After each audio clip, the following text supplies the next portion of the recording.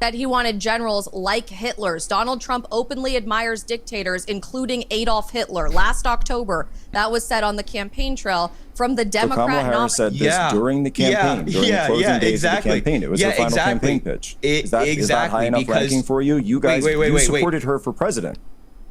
Exactly, because there have been reports that is not AI. That is HarryJSisson, the one-man Democrat think tank for young Gen Zers, short-circuiting on Piers Morgan Uncensored. So he made the claim, he put out a dare that no high-ranking Democrat official has ever called President Trump Hitler. Yeah. That was the premise of his argument. No one on the Democrat elite side, no one in Democrat leadership has ever called President Trump Hitler. Of course, everyone dunked on him, called him out on it, and you saw there, he had no response because there is no response. We all know the games, the dangerous, deadly games that the left has been playing the last few years, almost a decade at this point. We've seen it culminate in political violence over the last year. HarryJSisson can try to deny this all he wants, but people have their own ears. They have their own eyes. They can come to their own conclusions. So no longer is this sort of Democrat gaslighting going to work on the American people. So he made the claim that not one Democrat official, not one high-profile Democrat has ever compared President Trump to Hitler. In fact, he was so confident in that assertion that he dared the entire panel to name just one person who's ever said President Trump was Hitler. And of course, the entire panel dunked on him, and they began calling out different Democrats. And Harry, well, he was short-circuiting because his talking point was disrupted, and he couldn't think of a good rebuttal in real time. Here is the full clip for more context. By the way, I'd be happy to answer the question about whether or not a high-ranking Democrat has used this rhetoric. Who is Kamala Harris?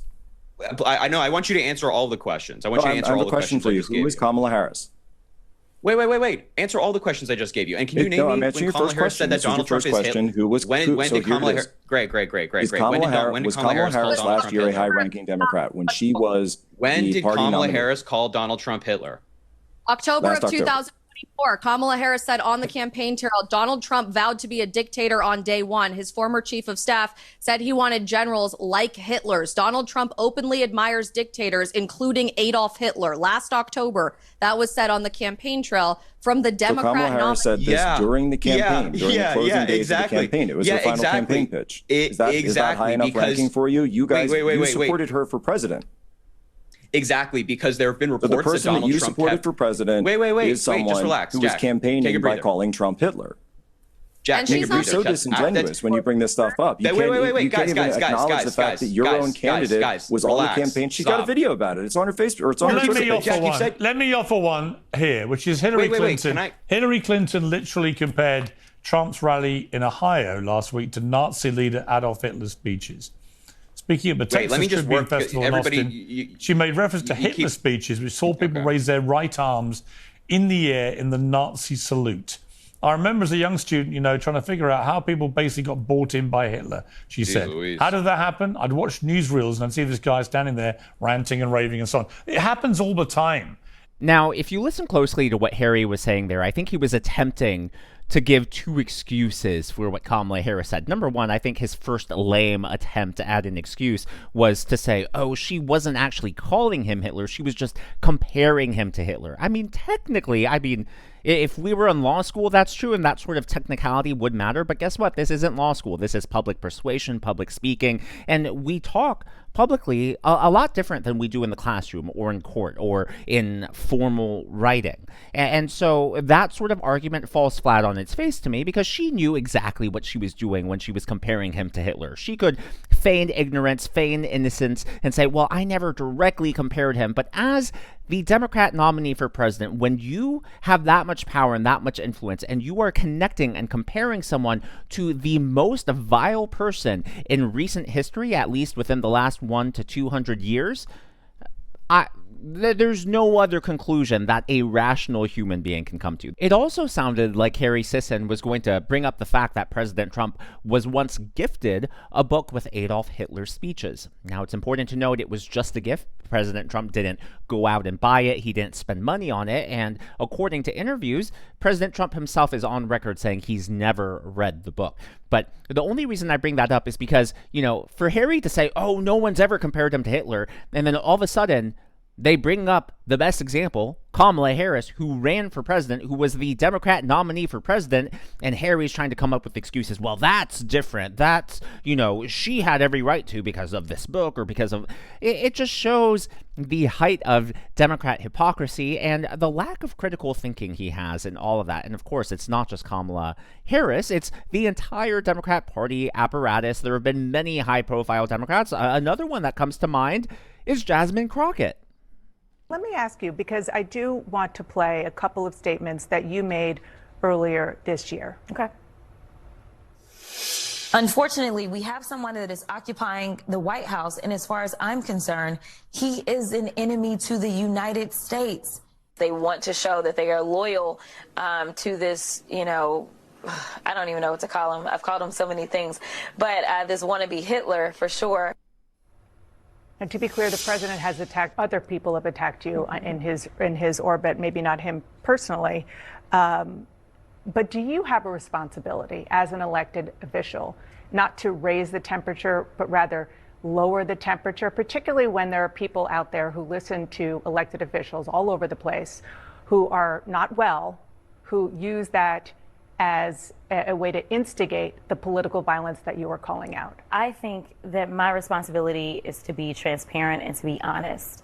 And the reality is that we are living in a time in which this administration and this regime is not interested in making sure that people understand history. We need to understand why they are so problematic. And so I am using that language because it is accurate language. When we see the consolidation of power, when we see them trying to chill speech of jokesters, when we're seeing all of this, that is a playbook out of Hitler, and I won't deny it. Like, these are the facts.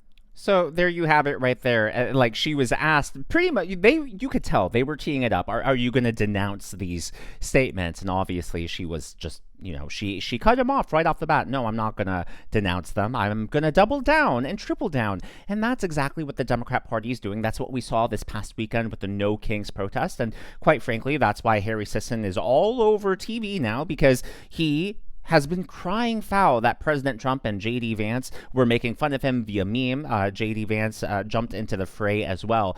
And in fact, on CNN, they actually were playing the clip that President Trump made, the AI clip dropping mud all over the protesters in New York City. And that was just glorious that CNN had to play that over and over again. So Harry has been all over the place crying and pretending as if he's the victim, as if he's some sort of martyr because President Trump made fun of him via an AI meme. That's all that this was. And, the Democrats are starting to rally around him as if President Trump has crossed some sort of line, as if this is the president of the United States attacking just an ordinary, normal American citizen. But that's not the case here. Harry Sisson is a public face. He is an online influencer, an online content creator, and there have been very many credible accusations that he's actually getting paid by the DNC. Even if he wasn't, even if those accusations are not true, if he's been proactively putting himself out there as some sort of public figure, as some sort of, Gen Z think tank for the Democrat Party, then he has every right to be not just acknowledged, but also engaged with by the sitting president of the United States. And when have the Democrats ever cried about this? What happened when Barack Obama was president and he, went to war against Rush Limbaugh? I remember the last administration when Joe Biden called Fox News's Peter Doocy and SOB, except he actually said the whole thing out loud. You can go through list example after example of Democrat presidents really attacking conservative journalists, Republican journalists, right-leaning, or even just fair down-the-center journalists, just because they didn't carry the Democrat water, just because they didn't carry and promote their propaganda and the talking points that they wanted. Yet, Harry Sisson's doing the exact same thing. He's doing it in the digital world, of course. Sure, it may not be traditional radio or even television media, but the online world is just as influential. It's just as public. And so he's done this to himself. He's put himself out there, and yet he wants to act as if he's the victim in all of this. Well, on CNN, they asked Hakeem Jeffries to weigh in. Again, they were playing the video 24/7, just back to back. You gotta love to see it. Which showed him with a crown, flying in a plane, bombing the No Kings protesters with piles of waste. It's a family program. I'll use that word. House Speaker Mike Johnson says that it's just Trump using social media and satire. Satire is the word that he used to make a point. How do you see it? Well, that video is deeply unserious, deeply unpresidential, and deeply un-American. But unfortunately, it's the type of erratic, extreme behavior that the American people have continued to see from this president and from this administration from the very beginning. And of course, it's no surprise to us that House Republicans continue to behave as nothing more than reckless rubber stamps for Donald Trump's extreme agenda that's hurting the American people, and of course for his extreme behavior that they continue to whitewash. Speaker Johnson. They can call that extreme behavior, but quite frankly, humor is a powerful tool to diffusing tense situations. And there were many instances at these No King protests. I mean, you saw the Chicago teacher mocking Charlie Kirk's death. You saw pinatas of President Trump being beaten with bats by children, or in one case, being literally stabbed with a knife. There's just example after example of how violent imagery and rhetoric was the foundation of this supposed No Kings protest. We never have had a king, and we won't.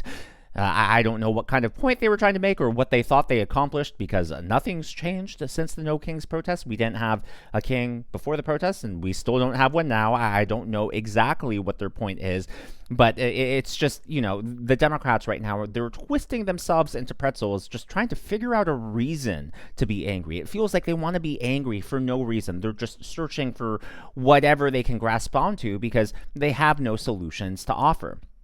Well, Harry appeared to make a threat towards President Trump. I would not be surprised if he actually attempts to sue President Trump. I mean, that was the first thought that came to my mind. I don't know what grounds he would have to sue over, but see if you're catching the same vibe. Maybe it's time to see if there is something that we can do to hold Donald Trump accountable for his AI video and for the things he has done to me and, of course, other Americans. So stay tuned. If Donald Trump thinks that he can just post this crap and get away with it and that's the end of it, well, he and JD Vance, his lapdog, have another thing coming. Stay tuned. I love you all. Mwah. Have another thing coming. Definitely sounds like a threat. Now, I don't think it's a physical threat.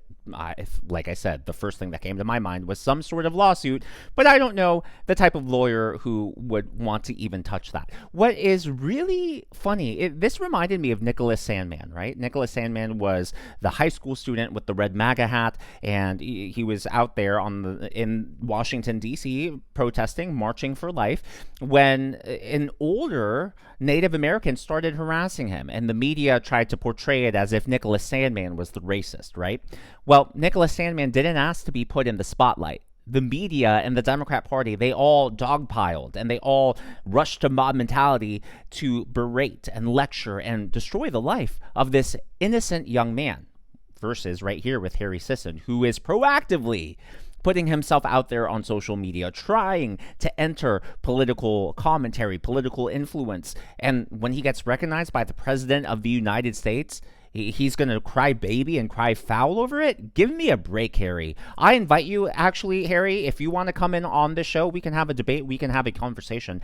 I have not hosted a debate on this program, and I've said if I ever, did debates on this channel, I would more than likely want to be the host rather than the debater, because I think being the host would be more fun. But you know what, Harry? This is an open invitation, because I know you're on YouTube. I also know you're on X, and you're on various platforms where I also am. If the word of this ever gets back to you, you're welcome on this channel. I would like to debate you anytime. Well, he brought up JD Vance, and Jen Psaki actually had one of the worst takes I've ever heard, just bashing not just JD Vance, but also his wife, Usha Vance. But before we get to that, I would like to acknowledge the members of today's Governor's Club Throwback Sports Videos. Glad you're here.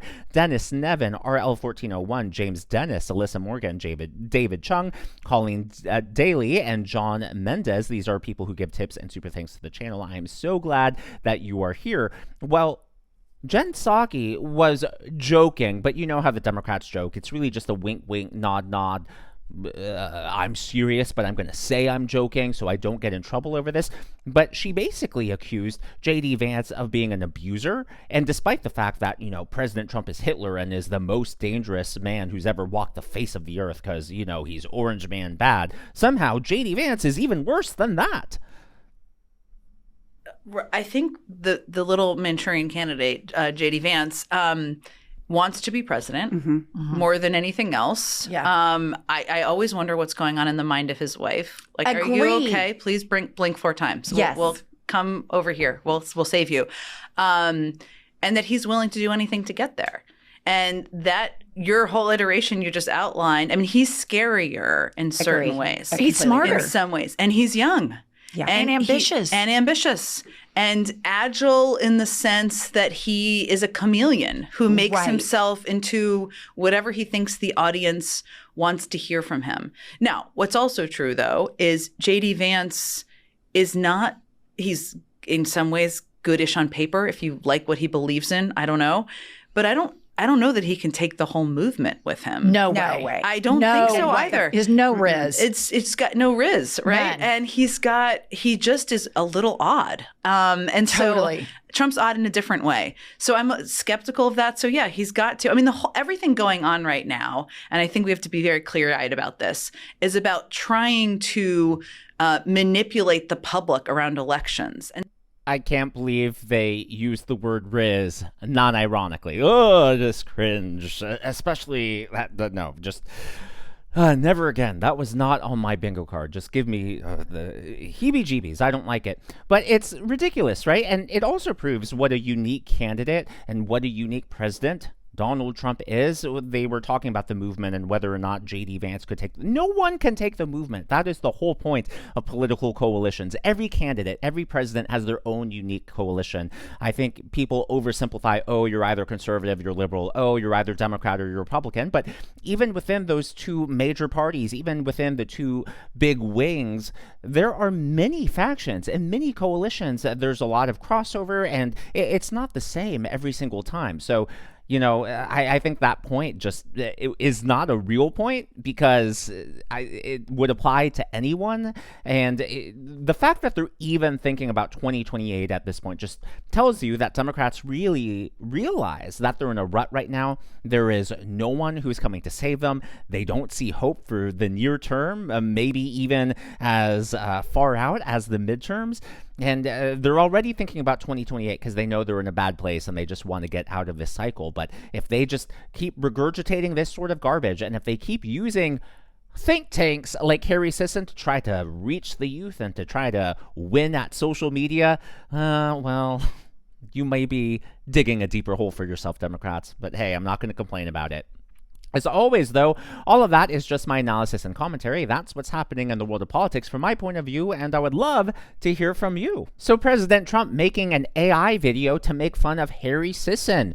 Do you think it was hilarious, or do you think it was inappropriate and crossed a line? Let me know your thoughts and why down in the comments below.